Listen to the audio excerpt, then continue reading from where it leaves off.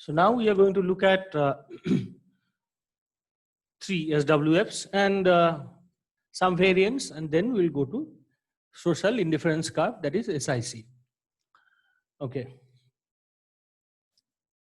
So first one is Benthamite, that is following Bentham's philosophy, or utilitarian. You have, I don't know if you have heard this utilitarian word earlier also, but this function that I'm going to write, it is possibly this function is the form of the function is the simplest way to express what utilitarianism is actually is. Okay, so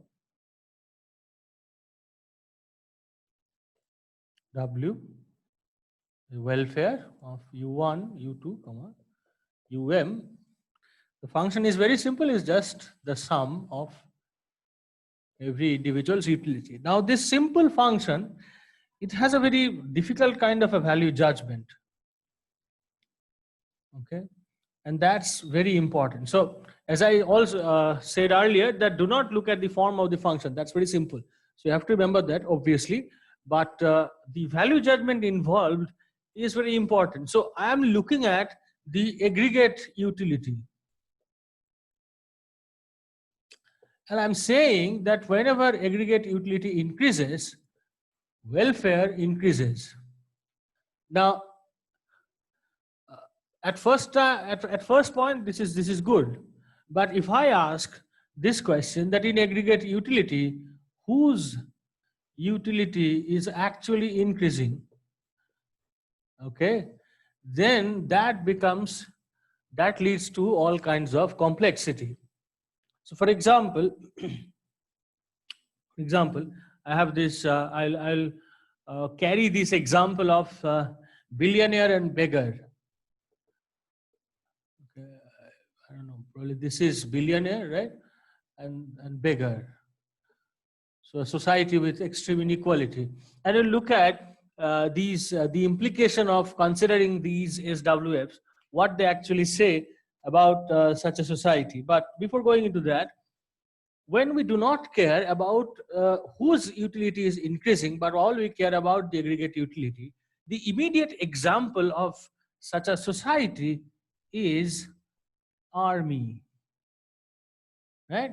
If you look at the structure of an army, then it is the aggregate utility that we are talking about. Even when a country is involved in war, the utility that we consider, the SWF that we consider, is essentially the aggregate utility and not the individual. Because if we consider individual utility change or some people's change in utility to be more important, then it will create a good lot of problems, right? Because the individuals who will be dying, the loss of their utility there will be quite huge. And even to say that we want to measure that is itself a very bad thing. Anyways, so let us look at our billionaire and beggar. So consider a society where we have this billionaire and beggar, and we are we are taking the sum of utility of each of this person. Now it may happen that the social welfare of these two individuals is much higher than two middle class individuals, right? It may happen. Now that's a problem, right? We don't want, but inherent in our mind, probably we prefer this one rather than this one. Again, that will vary person to person. So as I said, that every SWF, hidden in them is a value judgment. So the idea of justice that is involved is very important. Now, if you do not like this idea, let's take a variant of this, okay? Let's take a variant of this. So what will be the variant? Here we'll be adding the importance factor. So we'll consider another, which will be of this form. So let us put in some weight. Now these AIs, they are the importance, right? So importance of I. And viewing from this function, this looks quite good, right? Because everybody is given the same importance. But as I just said, that for such a scenario, that's not a very good approach. Giving each individual equal importance is not really something that, you know, in general people may not like. Okay. All right. So also philosophically, we may want this AI to be kind of in inverse relation to the asset holding of individuals. So in simple words, we will like to give more importance to the beggar and lesser importance to the billionaire. But if you look at the society, and you may find that that is not the value that is attached to the importance of individuals. At times it happens that a person who is more well placed gets more of many services which are not even given to other people. Anyways, so those are the kind of discussions that we can have around the formation of SWF. But all of these discussions, they end up being the discussion of one word, which is justice. Okay. Anyways, so if I take the two individual scenario,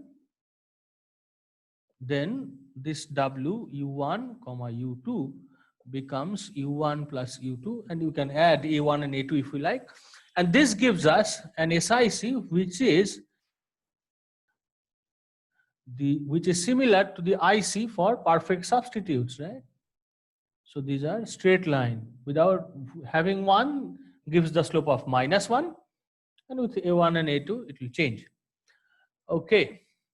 So this is the SIC corresponding to Benthamite social welfare function.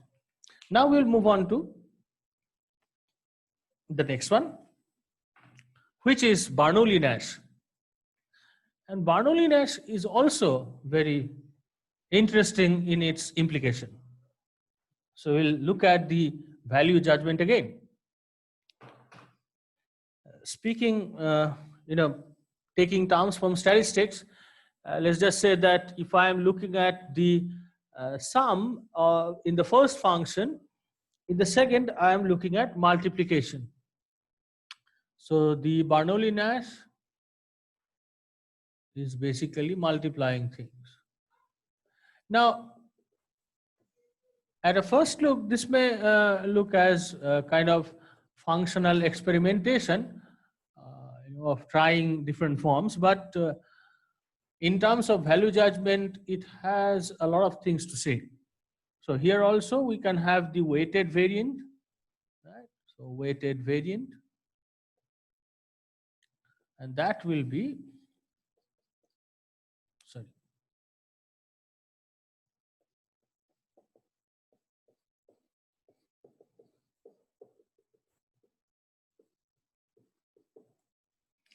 Okay, sorry, this will take the form of basically kind of GM, weighted GM, so UI to the power AI. Sorry. Now, just extend it. If log is taken, then this Bernoulli-Nash will produce Benthamite similar to Benthamite structure. So Benthamite with log UI, right? Now log implies change. So here we are talking about welfare in terms of change in utility, if you can say so. So instead of absolute utility, sum over UI, we are kind of looking at sum over log UI. And that's what we're looking at. Anyways, now what if we ask this question of changing the utility enjoyed by every individual by the same amount. There was a funny example. As I said, that in the bargaining problem, Nash used this structure of social welfare function. Okay, and let's again go to the billionaire bigger, right?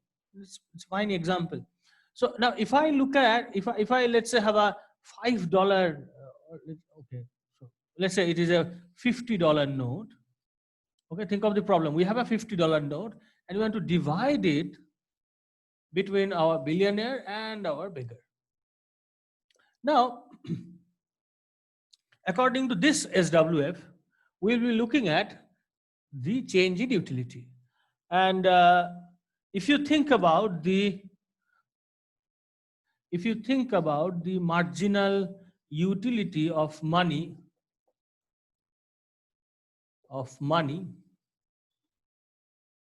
then the results will be quite striking, right? Why? Because the beggar has a very high marginal utility of money, because the beggar has so little money. And in case of a billionaire, $50 doesn't really matter. So now that kind of a situation will complicate the things to another level. For example, if you are looking at a problem with which I started, that if I want to change the utility of these two individuals by the same amount, then I have to give almost entire $50 to the billionaire and very small amount of money to the beggar, because only in that case the change in utility will be same. Again, if I'm looking at the highest possible jump, then I must give the entire $50 to the beggar. Okay. So that's the kind of story here. But if we're looking at equal change, then we have a very difficult situation here, right? You will give the most of the amount. Actually, even if you give, I mean, you will be out of smaller fractions to divide this $50 between a billionaire and a beggar. So that's the kind of problem that we have here. Also, if we draw the SIC, we'll get another aspect of this SWF. Okay, another value judgment that is involved. So for two individuals, this SWF essentially says this, right? U1 into U2. Okay, now the diagram is pretty simple. This is U equal to XY kind of thing. So it's essentially, well, for fixed welfare, it's rectangular hyperbola. So it will go like this. So in this case, this will be our SIC. Now here, MRS is diminishing, just like our usual Cobb-Douglas utility function. So MRS is diminishing. And that makes it appropriate for an egalitarian society.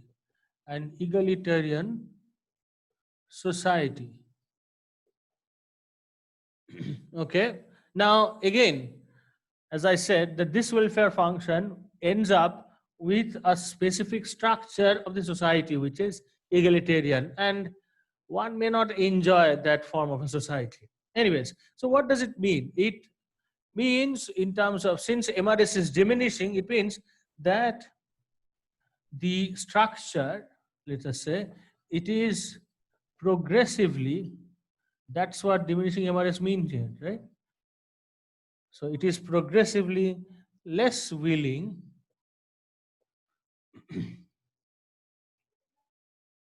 to make, it's a person one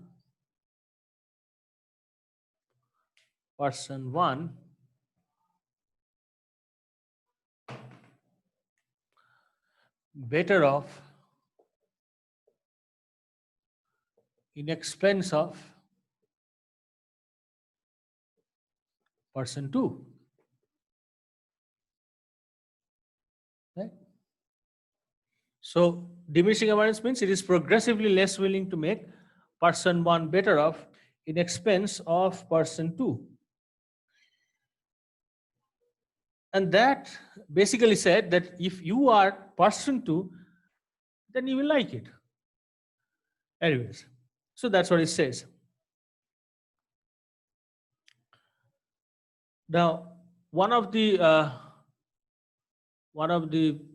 kind of weak element of considering the billionaire and beggar is that both of them are pretty far from the average man. They are pretty far from the average man or the representative individual that we are talking about. But also, it also gives us a picture of how these SWFs, they deal or they handle a problem which is prominent in every country, and that problem is inequality. Okay, and also it talks about the structure of society that is implied by these kind of welfare functions. Okay, so now we will come to the third one, which I think many of you will like, the Rawlsian SWF, and because of its simplest but philosophically quite important structure, it always has a place, even in modern day work. So Rawlsian SWF. So here we have a Leontief structure.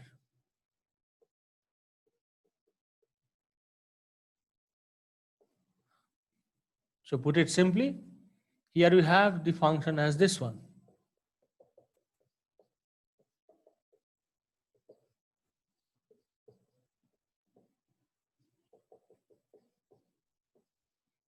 If we put this in words, we'll get the underlying philosophy, and that philosophy is that social welfare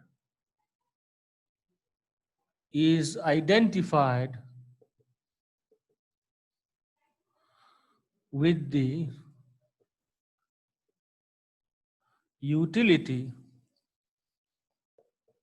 of worst of person. Now, isn't that good? That really kind of creates an effect in our mind, right? I mean, if you silently believe in some form of equity, you will think that, okay, this is the thing, this is what we must do. But anyways, we must say that that also is a value judgment, but it's a very important value judgment, and important because, you see, in terms of measuring the social welfare, this form is very simple, because in a sense it is based on one individual, and that one individual is the worst of individual who is picked from the society. So here the inclusion of society is considered in a very different manner than what we have done in the last two. Okay, now if we look at the two individual structure, that will also be pretty simple. It will be simple Leontief, right? Okay.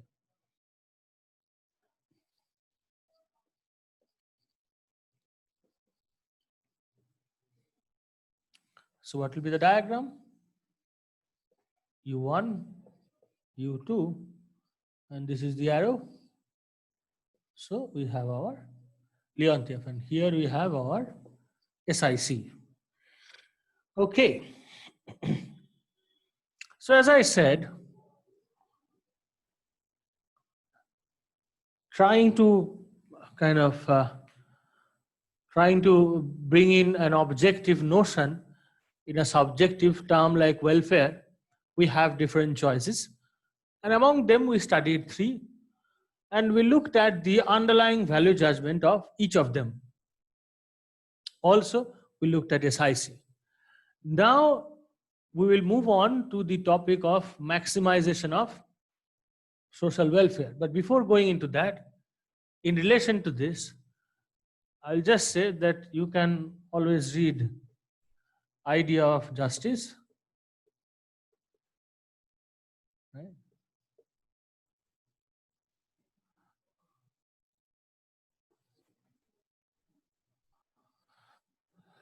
You can always read this book to get a better idea of how complex things can be, and at times how implicit. Anyways, so now we will move on to maximization of social welfare. And to do that, we must start with something called UPF. An UPF which is constructed with the same notion of PPF. So UPF here stands for utility, possibility, frontier. UPF. Okay.